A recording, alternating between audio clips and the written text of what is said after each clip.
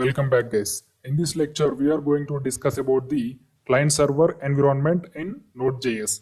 I have created a new folder with the name client-server in the Node projects folder. You can see here the folder is empty. Now I will close this window. I'll close it. So now open VS Code. You can see here the VS Code is open. Now click on the file, select open folder and select your newly created folder. Our newly created folder is this client server. Select folder.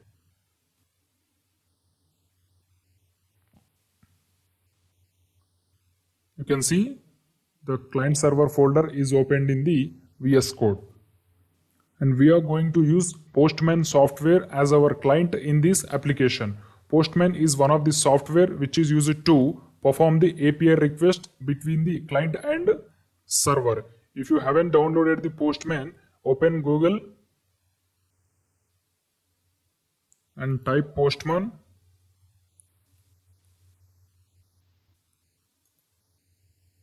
Select the first link.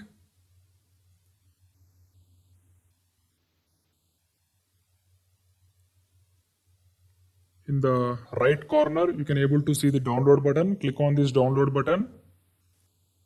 Here you can see, select the download. Select your operating system. I have selected Windows 64-bit. You can see at the bottom, the download has begun. Already I have downloaded and installed the Postman in my system.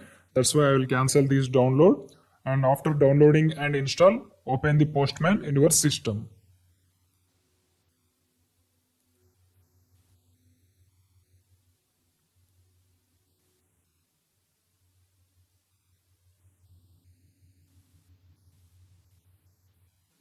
You can see here, this is the Postman window. Click on this plus icon. This is the official page that we are going to use in this application. So after creating the server in the Node.js, we will discuss about the Postman environment. First, we will set up the basic things in our Node.js application. So first I will create the server.js file, server.js, and I will initialize the npm using the terminal. I'll write npm init. Press enter. It will start initializing npm in our application. So for all the questions, you have to press enter.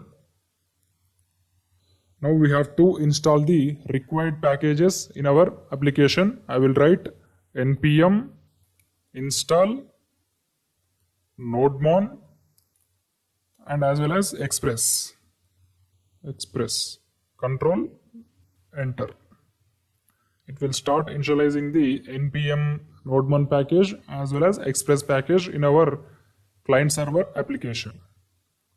You can see here the both packages have been installed successfully. Now we need to restart the server. NodeMon server.js. Press enter. So the server is started. Now we have to write the statements for creating the server. Const express equal to require. Have to write express. After writing this express statement, we have to create the app variable where app equal to express parenthesis. So if you want to create the home page route, you can create, or if you want to leave it, you can leave it. Without the home page route also, you can able to execute the Node.js application. So as of now, I don't want to create any route. I'll simply create the server using the app.listen method. Here I am changing the port number to the 5000. Control yes. You can see in the command prompt, we got the output server started on port. If you want to display the port number also, you can able to write here 5000. Control yes. Here you can see server started on port 5000. So we have learned all these things in the previous lectures only. Now we are going to learn our new topic, client server environment in Node.js. That means how can we call the API links from the client side to the server side. So before calling the API links, first we have to create the APIs. APIs is nothing but root in Node.js. So in the previous lectures only we have learned how to create the root using the traditional Node.js as well as Express.js. As I said in the Express.js lecture, from this video onwards we are going to use only Express.js, because with the help of Express.js we can minimize the syntax of Node.js application and we can speed up the Node.js application development process. Now I will show you how to create the basic API in the Node.js with the help of Express framework. So here API link is nothing but root. So I will create the first root with the app.get. You can see this is our root, or you can call it as API link. So this single slash stands for localhost 5000. Already the server is running at the localhost 5000. If there is no any string or any statements in these single quotes, then the API link is called as localhost 5000. So whenever the localhost 5000 is called from the client side, then we have to send the response to the client as response.send method. So when you want to print something on the screen, you have to use response.end method. When you want to send the response to the client, then you have to use response.send method. So this is the difference between response.end and the response.send. So whenever the normal localhost 5000 link is called from the client, then I want to send the response from the server as this is home, or you can call it as homepage API. Control yes.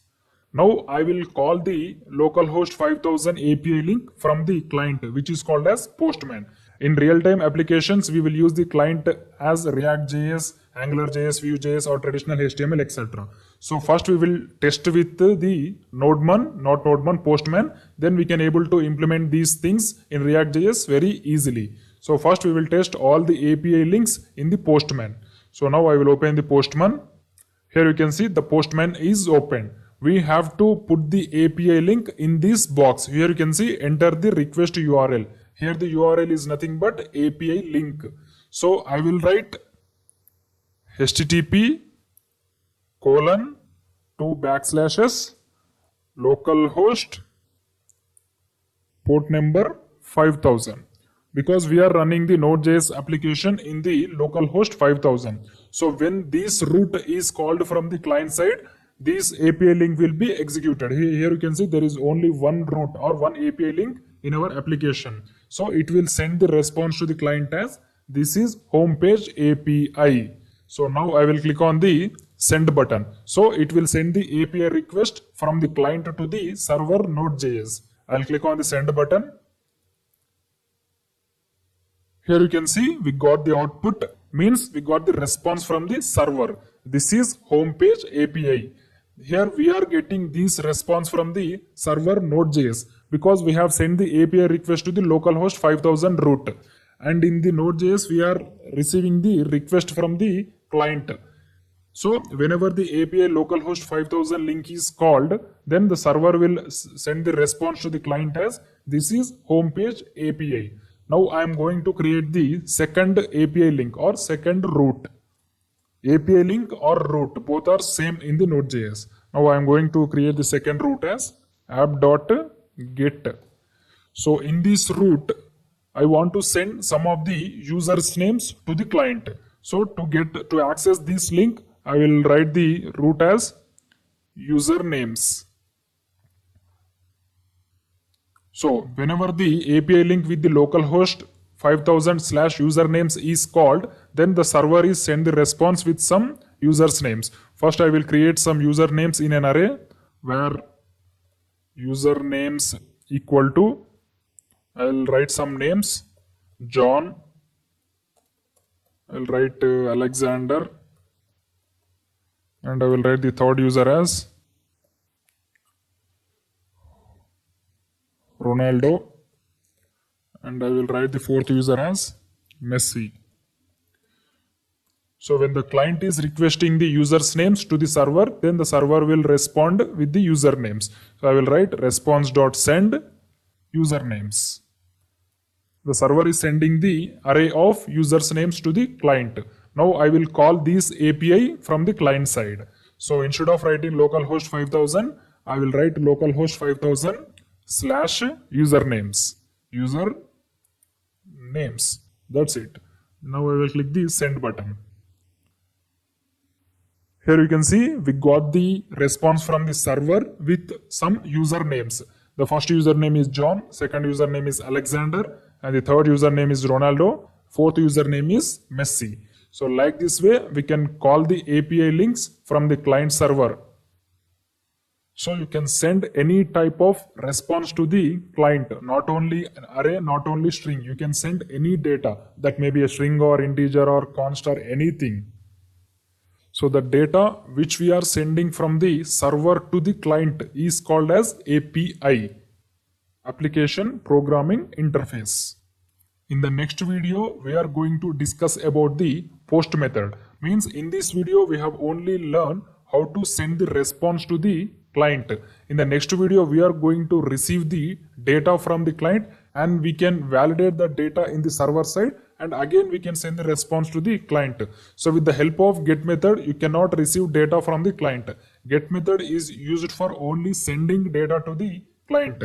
So to receive data from the client, you have to use post method. In the next video, we are going to learn about the post method. Thank you. Welcome back, guys. In this lecture, we are going to learn about the post method while performing the API requests. In the previous lecture, we have learned about the get methods while performing the API request. So with the help of get method, we can only able to send the response to the client and we cannot receive any data from the client. Now in this video, we will learn how to receive the data from client using the post method. For this, I will create one more route with the app.post. So when you want to work with the get methods, you have to write app.get. When you want to work with the post method, you have to write app.post.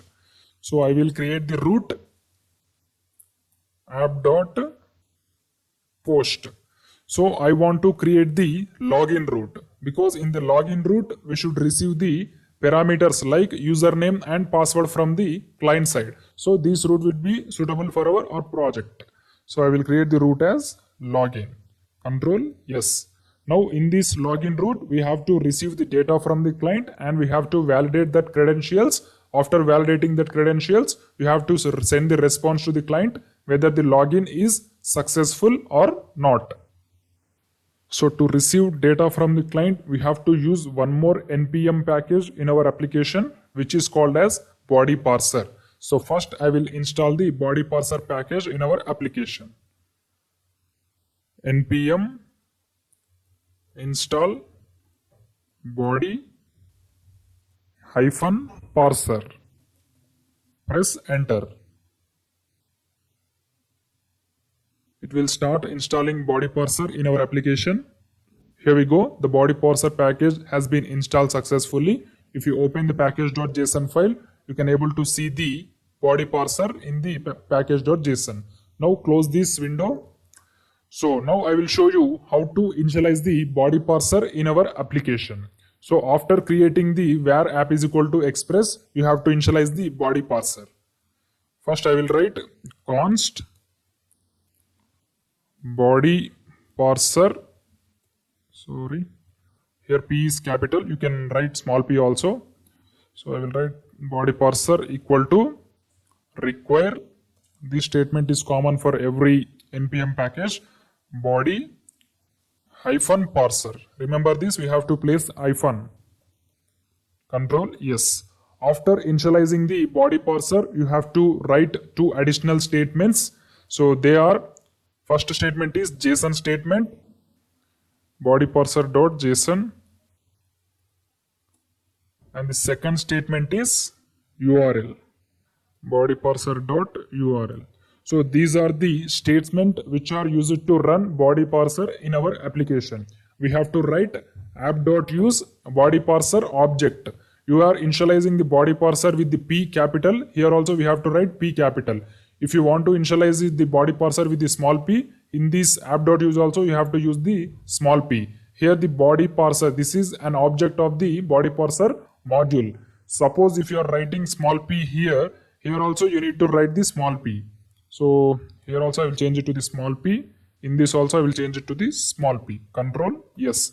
If you are writing this capital P, you can write capital P in here also. So if you do not write these additional two statements while using body parser in our application, it will show the error. So these two statement indicates that app.use body parser.json, because we are getting the data from the client side in the form of JSON. That's why we have to write app.use body parser.json. And the second statement is that app.use body parser.url encoded extended is equal to true. This is one of the security issue of the body parser.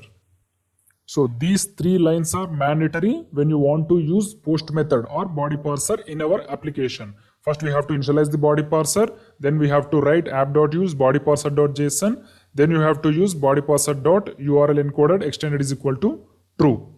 Now we have to send the data from the client to the server. So in the Postman, I will change the method from get to post, because I want to send some data to the server with the credentials like username and password. So here I will change the method from get to post. Select this post method. And here also we have to change the URL. So we are performing the login operation. That's why instead of usernames, I will write login. The API link to perform login operation is localhost 5000/login. So for this API link, I want to send the data of the username and password. So when you want to send the data in the Postman, here you can see at the bottom of the input field, you can able to see the body. Click on this body. Now after clicking on this body, you have to select the raw. You can see raw. After selecting the raw, here you have to select the format, text format as JSON. Because already I have said we are receiving the data from the client in the format JSON. That's why we have to select the JSON. So in this we have to write the data which you want to send to the server.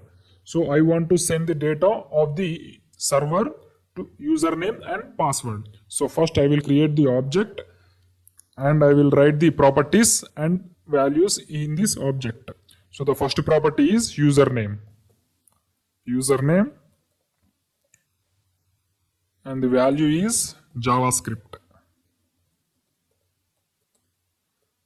And for the login, password is also recommended. That's why I will write password.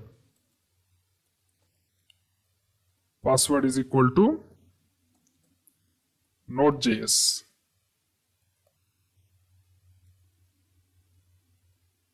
Here we are getting an error. Sorry, here also by mistake I have placed the colons.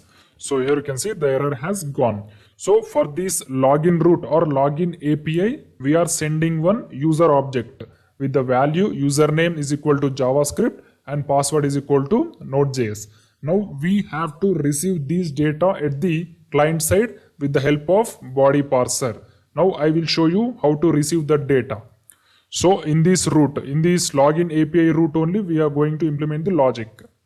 First, I will create two variables where username equal to, we have to get data in the require object. Whatever the client is sending data to the server, that data will be stored in the request object. So I will write request.body. Because we are using the body parser, that's why we have to write body dot variable name. The variable name is username. The second is password, where password equal to request dot body dot password. That's it. We got two values from the client side. Now we have to validate, we have to perform some authentication using these two variables. So I will perform authentication if username equal to JavaScript and password equal to I will write node.js. So if the username is equal to JavaScript and the password is equal to node.js, then I want to send the response to the client as login successful. Login successful. If there is any change in the username or password except JavaScript and Node.js, then I want to send the response as login failed. Response.send login failed. That's it. Our program is completed. So when you click the send button in the Postman, these data will be sent to the server, and after receiving the data from the client in the server, then the server means Node.js will validate the data. Again, it will send the response whether it is login successful or not. Now I will click the send button. Sorry, by mistake I am opening Google Chrome. So I will click the send button here. Here we are sending the data about the username.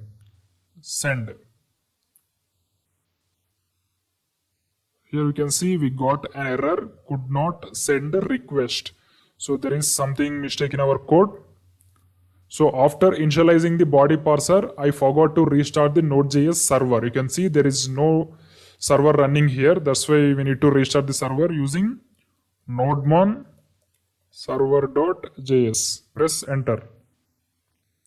You can see here the server has restarted successfully. Now I will click the send button. So I will open Postman, send.